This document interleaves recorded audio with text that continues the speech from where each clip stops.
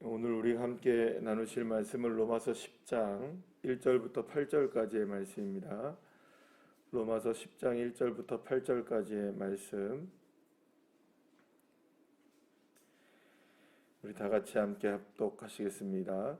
형제들아, 내 마음에 원하는 바와 하나님께 구하는 바는 이스라엘을 위함이니 곧 그들로 구원을 받게 함이라. 내가 증언하노니 그들이 하나님께 열심히 있으나 올바른 지식을 따른 것이 아니니라. 하나님의 의를 모르고 자기 의를 세우려고 힘써 하나님의 의에 복종하지 아니하였느니라. 그리스도는 모든 믿는 자에게 의를 이루기 위하여 율법의 마침이 되시니라. 모세가 기록하되 율법으로 말미암는 의를 행하는 사람은 그 의로 살리라 하였거니와 믿음으로 말미암는 의는 이같이 말하되 내 마음에 누가 하늘에 올라가겠느냐 하지 말라 하니 올라가겠느냐 함은 그리스도를 모셔 내리는 것이요 혹은 누가 무저갱에 내려가겠느냐 하지 말라 하니 내려가겠느냐 함은 그리스도를 죽은 자 가운데서 모셔 올리려는 것이라. 그러면 무엇을 말하느냐? 말씀이 내게 가까워 내 입에 있으며 내 마음에 있다 하였으니 곧 우리가 전파하는 믿음의 말씀이라. 아멘. 오늘 사도 바울은 예수님을 믿고 우리가 하나님의 자녀가 되는 것은 사실은 이게 놀라운 신분의 변화가 일어나는 것이다라는 것을 우리에게 말씀해주고 있는 본문을 만나게 됩니다. 죄인에서 의인이 되었고 율법으로 말미암아 살던 그 사람들이 이제 하나님의 사랑 안에서 살게 되는 그런 신분의 변화가 일어났다는 것을 분명하게 말씀해주고 있죠. 특히 이것을 성경에서 우리가 양자됨이라는 말로 표현을 했었는데요. 이전에는 하나님의 아들이 아니라 하나님과 원수가 되어 있던 상황 속에서 있다가 예수 그리스도의 십자가의 은혜와 부활의 능력으로 인하여서 이제는 더 이상 하나님의 원수가 아니라 하나님과의 모든 막힌 담들이 다 허물어지고 하나님의 자녀가 되는 권세를 누리게 되었다. 그러니까 이제는 완전히 예전과는 지금이 신분이 바뀌게 된 것이죠. 뭐 그냥 생각한다면은 유치원을 다니던 학생이 초등학교 학생이 된 겁니다. 그러면 초등학교 학생이 유치원에 다시 등교를 하진 않잖아요. 그러니까 마찬가지로 신분이 변화가 일어나면 반드시 그 신분에 알맞게 걸맞게 행동도 따라야 되는 것이고 삶도 거기에 맞춰져 가야 된다는 겁니다. 그러니까 지금 사도 바울이 이야기하고 있는 것은 우리가 예수 그리스도의 은혜와 하나님의 은혜로 인하여서 이렇게 신분의 변화가 되었는데 그 신분이 변화가 되어서 이제는 예수 그리스도 안에 있을 때에만 이 신분의 은혜를 누릴 수 있게 되었는데 여전히 그 신분의 변화를 온전하게 누리지 못하고 살아가는 사람들이 많다. 특히 이제 유대인 같은 경우에는 여전히 하나님의 은혜로 얼마든지 예수 그리스도 안에서 하나님의 자녀가 되는 권세를 누리고 율법이 아닌 하나님의 은혜로 살아갈 수 있는 삶이 주어졌음에도 불구하고 그 삶을 살아가지 못한 채 여전히 무엇으로 살아가는 겁니까? 율법에 얽매여 살아가고 있는 사람들이 너무나 많다는 것을 이렇게 이야기하고 있습니다. 특히 이제 우리가 이제 그 고린도후서의 그 5장 17절 말씀에 보면은 보라 이것 이전 것은 지나갔으니 보라 새 것이 되었도다라고 이제 성경은 선포하잖아요. 그러니까 이전의 것은 다 지나가고 새 것이 되었다는 겁니다. 그러니까는 그리스도의 신분의 변화로 인하여서 그러니까 예수님의 십자가의 은혜로 인하여서 이제는 새 것 된 인생이라는 것이죠. 새 것이 됐다는 겁니다. 그러면 이전 것은 다 지나갔고 새 것이 되었기 때문에 새 것 된 인생으로 살아가는 것이 그리스도인의 삶이라는 것입니다. 그러면 그리스도인으로서의 삶을 새롭게 살아간다는 것은 무엇이냐? 그렇기 때문에 삶에 있어서는 그 새 것 된 수준의 삶을 분명하게 살아가야 된다는 것을 오늘 본문을 통해서 말씀하고 있는 것이죠. 율법으로는 그 사람이 의롭다함을 얻을 수가 없습니다. 율법으로서는 죄를 깨달을 수밖에 없는 거죠. 그런데 여전히 사람들은 율법을 지키려고 한다는 겁니다. 이게 도덕적으로, 윤리적으로 혹은 어떤 행위적으로 무엇인가에 나에 대한 노력과 열심을 통하여서 내 생각의 어떤 잣대를 통하여서 무엇인가가 나는 이게 이렇게 하면 난 의로워질 수 있어라고 생각을 할 수 하는 길을 걸어간다는 거죠. 그러면 우리는 알고 있습니다. 우리의 노력과 우리의 생각과 우리의 열심과 우리의 판단과 우리의 모든 것들을 다 동원한다 해도 저와 여러분은 결코 한치라도 의로워질 수 없다는 것입니다. 오직 하나님의 긍휼하심과 은혜만이 저와 여러분을 의로운 하나님의 자녀로서 우리를 새롭게 해주신 줄로 믿습니다. 그렇기 때문에 그러니까 결국에는 우리가 신분의 변화는 결코 우리의 능력과 우리의 힘으로 이루어지는 게 아니라는 것이죠. 그런데 그렇게 하나님의 은혜로 오직 하나님의 은혜로 업그레이드된 인생임에도 불구하고 여전히 우리의 삶은 무엇을 따라가고 있느냐 하면 하나님의 은혜를 따라가는 것이 아니라 우리의 열심을 따라가고 있을 때가 많다는 것입니다. 특히 이걸 누가 보여주고 있냐면 유대인들이 보여주고 있다는 거예요. 그러니까 사도 바울은 자신의 동족인 유대인이 정말 무엇보다 하나님의 은혜로 살아갈 수 있기를 간절히 소망하고 있죠. 그러면서도 여전히 그들의 율법 안에 얽매여서 하나님의 은혜를 바라보지 못하고 있는 것에 안타까움을 느끼고 있었던 것입니다. 근데 사실 이게 저와 여러분에게 있어서는 그래 나는 하나님의 은혜로 난 구원을 받았고 하나님의 은혜로 난 지금 믿음 생활을 하고 있으니까 이건 나에게 해당하는 것이 아니네. 나는 율법에 얽매인 사람이 아니네 라고 생각할 수 있지만 참 이상하고 아이러니한 것 중에 하나는 뭐냐면 하나님의 은혜로 사는 그리스도인들에게 있어서도 나도 모르는 순간에 계속해서 우리는 어디로 가고 있냐면 율법으로 가고 있다는 거예요. 사실 이게 가장 큰 문제입니다. 그러니까 나도 모르는 사이에 내가 율법주의자가 되고 있다는 겁니다. 그러니까 율법주의자는 어떤 내가 율법을 이렇게 해야 돼 막 행위에 대해서 막 이렇게 하는 사람이 율법주의자가 아니라 하나님의 은혜로 산다는 것을 온전히 뭐랄까요 진짜로 믿지 못하면 나는 어느 순간이든지 무엇으로 떨어지는 거냐 새 것됨에서 헌 것으로 떨어져 버리는 거예요. 그러니까 나를 새 것으로 만들어 주신 나를 업그레이드 시켜 주신 하나님의 은혜만이 오늘도 나에게 필요한 것입니다. 그러니까 내가 오늘도 이 자리에 나와 있는 것도 하나님의 은혜입니다. 내가 오늘 하루를 살아가는 것도 하나님의 은혜이고 예배를 한번 드릴 수 있는 것도 하나님의 은혜이고요. 누군가를 예를 들어서 오늘 만날 수 있다는 것도 하나님의 은혜이고 여러분 그 하나님을 향하여 찬양을 한번 할 수 있다는 것도 하나님의 은혜이고 그러니까 이건 내가 할 수 있는 거야 라고 하는 순간에 율법은 율법주의로 떨어지게 되는 겁니다. 그러니까 우리가 자주 부르는 찬양 가운데 물론 그게 사도 바울의 고백이긴 하지만 나의 나된 것은 다 하나님의 은혜입니다. 그러니까 나의 나된 것은 다 하나님의 은혜라는 이 말은 그 어떤 하나도 은혜 아닌 것이 없다는 것이죠. 그러니까 우리에게 주어진 시간 속에 순간 속에 은혜로 이루어지는 것이라는 것을 믿는다면 사실은 우리는 그 어떤 상황 속에서도 내 판단과 내 상황과 어떤 것을 개입할 여지가 아무것도 필요하지 않다는 겁니다. 주님이 오늘 저와 여러분에게 요구하시는 딱 한 가지는 그러니까 하나님이 우리를 은혜로 구원해 주셨잖아요. 그게 주님의 수준이시거든요. 그러니까 만약에 하나님이 우리를 하나님의 수준에서 정말로 우리를 구원하시기를 원하셨다면 우리가 도덕적으로 율법적으로 그 어떤 것으로도 여러분 하나님 앞에 설 자격이 없는 사람들이잖아요. 그런데 하나님이 누구의 수준으로 내려오신 겁니까? 우리의 수준으로 내려오셔서 우리와 같이 되셨고 우리의 그 모든 것들을 그냥 끌어안으신 겁니다. 더러운 그것을 그냥 끌어안으셔가지고 그것을 우리가 은혜라고 이야기하는 겁니다. 은혜라고 얘기하는 것이죠.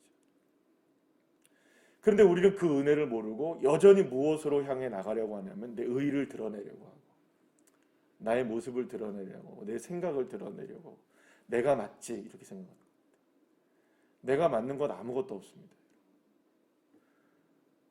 이 중에서 그러니까 저는 그렇게 생각합니다. 그러니까 이게 맞는 비유인지는 제가 잘 모르겠습니다만 이 중에서 PCR 검사를 한 번이라도 받아보신 분들은 정확하게 하루를 꼼짝 말고 집에 있어야 됩니다. 네, 뭐 코로나를 걸리고 안 걸리고의 문제가 아니고 PCR 검사를 한 번이라도 받아보신 분들은 꼼짝 말고 집에 하루 종일 있어야 됩니다. 이게 원칙입니다. 그죠? 왜냐하면 내가 음성이 아직 확인이 안 되는데 검사를 받아놓고 내가 어디를 나간다? 그건 무책임한 일이잖아요. 아무것도 못합니다. 잠깐 어디 나가려고 해도 나가기가 힘들어집니다. 누군가를 만나는 것도 힘들어집니다. 내가 무엇을 하는데 그만큼 제약이 딱 따라요.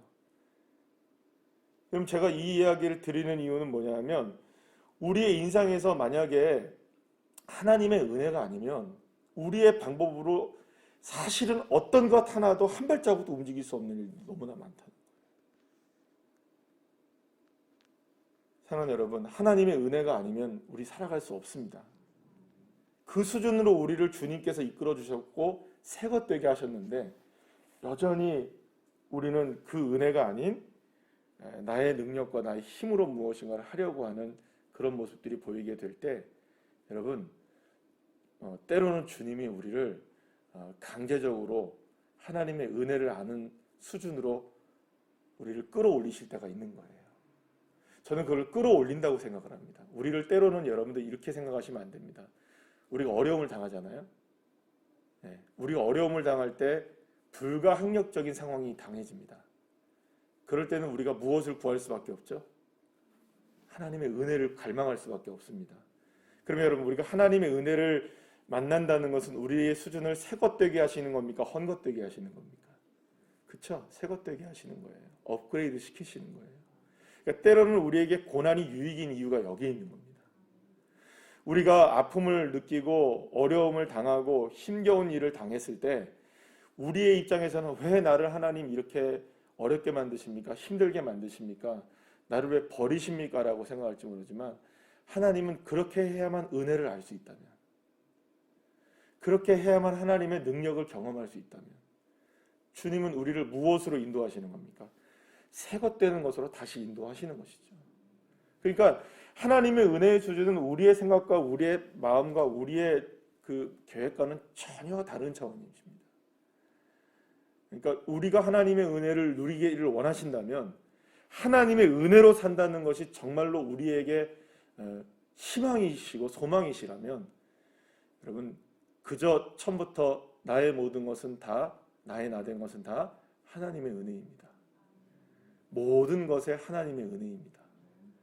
고백하는 게 진짜 하나님의 은혜입니다. 그래서 오늘 그 사도 바울이 마지막에 뭐라고 얘기하냐면 오늘 그 8절 말씀에서 그러면 하나님의 은혜로 사는 것을 어떻게 확인할 수 있느냐? 내 입술과 마음에 하나님의 말씀이 늘 언제나 가까이 있느냐로 확인할 수 있다는 거예요. 사랑하는 여러분, 하나님의 말씀이 여러분들의 입술과 마음을 주장하시기를 축복합니다. 어떠한 순간이 다가온다 할지라도 제가 어제 밤에 늦게 필리핀에 있는 이인구 선교사님에게 긴 문자를 하나 받았어요. 그래서 늦게 받아가지고 제가 답장을 못 해드렸었는데 그 내용을 읽어보니까 그런 내용이 적혀 있더라고요.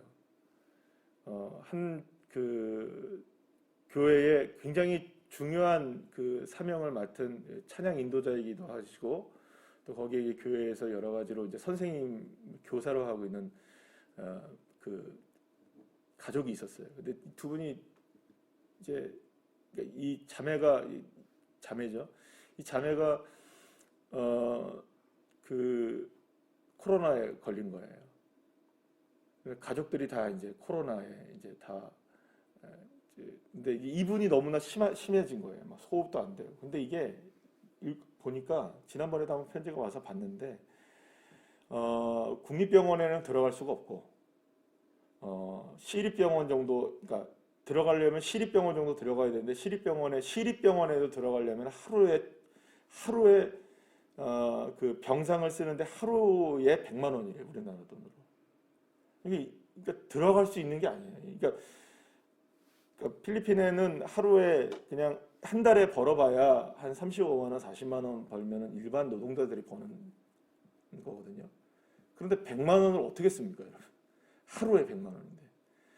그래가지고 교회가 이제 어떻게 할까를 고민을 하다가 교회를 예배를 비대면으로 옮기고 교회의 교육관 한쪽을 이분을 위해서 따로 이렇게 배치를 해준 거예요. 교회를 문을 닫고, 그리고 교회가 호흡이 너무 힘드니까 산소 치료할 수 있는 산소통을 구입을 해가지고 산소 치료를 하게 하고, 그래서 생명을 유지하게 한 거예요. 그런데 이제 그렇게 해서 이제 그 식구들을 몇 명을 이렇게 교회에서 치료를 받게 했는데, 치료가 아니죠. 그냥 대충 그냥 살게 하는 거죠. 그래서 약도 주고, 약도 이제 교회에서 사가지고 이제 했는데 이게 뭐 되겠습니까, 제대로.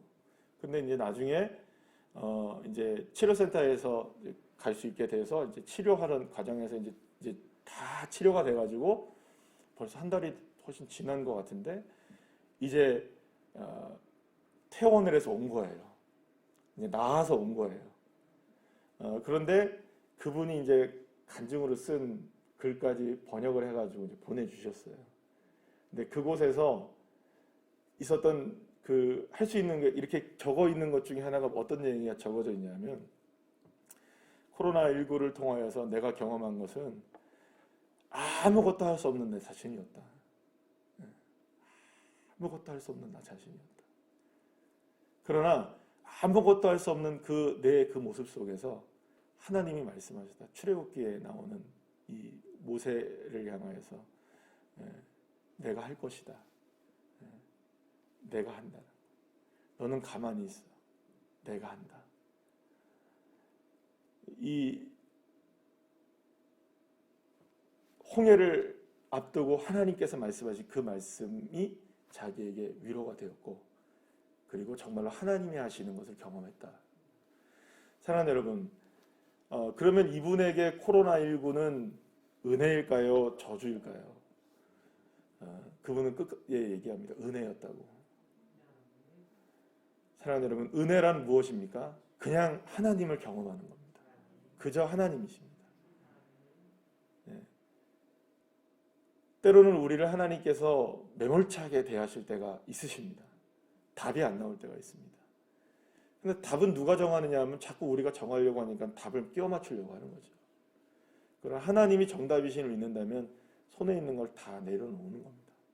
그러면 그때 주님이 우리에게 내 방법과 내 수준으로 역사하시는 게 아니라 예수의 십자가의 수준으로 우리에게 다가오셔서 우리를 그리스도 안에 있게 하시고 은혜 안에서 우리를 다시금 새로워지게 하시는 것이죠.